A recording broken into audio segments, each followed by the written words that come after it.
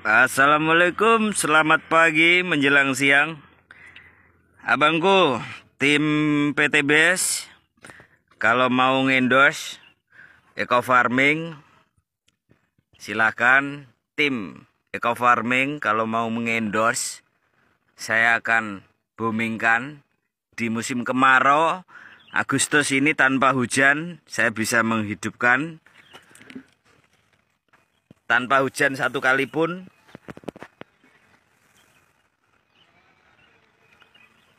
Luar biasa hasilnya ini. Buahnya juga ngeri. Yang sebelah ini tembakau.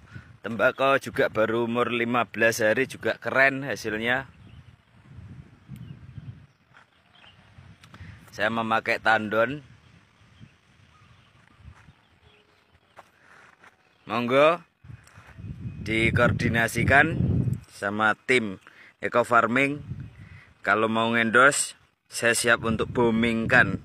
Karena di musim kemarau ini satu Rembang mungkin satu-satunya yang berani menanam cabai di musim kemarau kritis tanpa air hujan.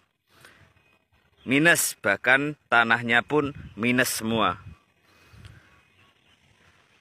Ini buahnya juga lebat, ngeri. Nih, buahnya ngeri. Besar-besar.